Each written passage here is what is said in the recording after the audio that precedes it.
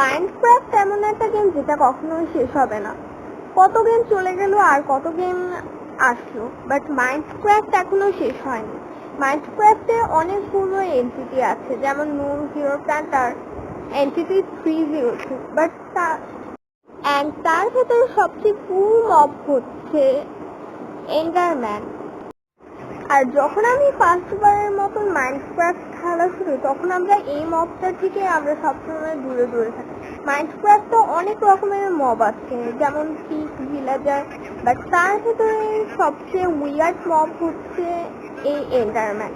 যেমন এন্ডারম্যান অনেক, আর তোমরা যদি একটা জিনিস তোমরা খেয়াল করো তাহলে দেখবে যে এন্ডারম্যানও আমাদের মতন করে কথা বলতে পারে, বাট আমরা এটা বুঝতে পারি না।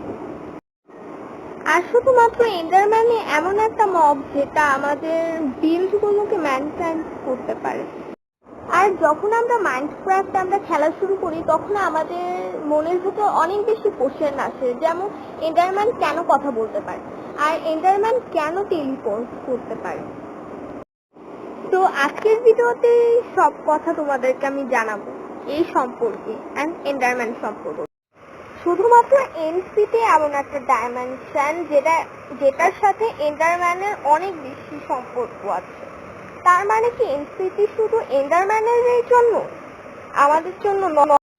তো আমরা একটা জিনিস খেয়াল করলে দেখবো যে এন্ডারম্যানটা আমরা মারার পর আমরা যাই এন্টার সিটিতে অ্যান্ড এন্ড সিটিতে। সেখানে থাকার কথা হচ্ছে এন্ডারম্যানের, বাট সেখানে আমরা দেখি যে এন্ডারম্যানই সেখানে নেই।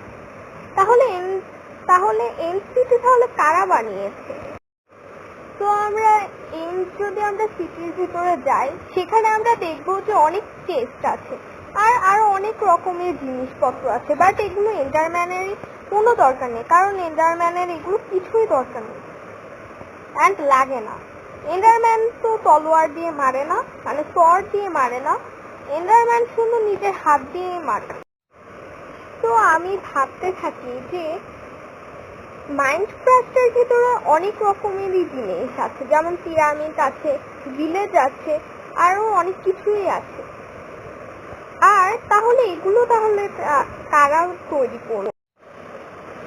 তার মানে স্টিভের আগেও কোনো হিউম্যান আসলেই ছিল। ভিলেজাররা তো হিউম্যান না, কারণ ভিলেজাররা খায় না, ওরা বিল্ড করতে পারে না, আর ওদেরকে যদি জম্বি মারে তাহলে ওরা জম্বি হয় না, বরং ওরা জম্বি ভিলেজার হয়ে। তাহলে তারা কোথায় গেল? তারা অবভিয়াসলি ওরা গেল এন্ডে অ্যান্ড এন্ড ডাইমেনশনে। তো আমরা যদি একটা গল্পকে মনে করি, আসলে ভিলেজাররা হয়তো এখানেই ছিল, তাদের ভিলেজেই ছিল, হয়তো কোনো একটা কারণে তাদেরকে ভিলেজ থেকে চলে যেতে হয়। ওরা ফার্স্টে অনেক ডাইমেনশন ওরা বানায়, যেমন বানায় নেদার। ওরা যায় নেদারে, আর তারপর ওরা নেদারে গিয়ে দেখে যে নেদার ওদের জন্য সেফ না, কারণ ওরা প্রতি সেকেন্ড ওরা মারা যাবে। তো তারপর ওরা ভাবলো যে আচ্ছা, ওরা দেখে যে ওরা কয়েক সেকেন্ড ওরা মারা যাবে, তাই ওরা ভাবে যে আচ্ছা, আমরা যদি কোনো একটা কিছু বানাতে পারি যেটা আমাদের লাইফ আরো বেশি বেড়ে যাবে। ওরা 3টা উইদার হেড আর সোল স্ট্যান্ড দিয়ে ওরা উইদারের ইটা বানায়, আর ওইটা ওদের কন্ট্রোলের একদম বাইরে চলে যায়। আর যেহেতু ওইখানে,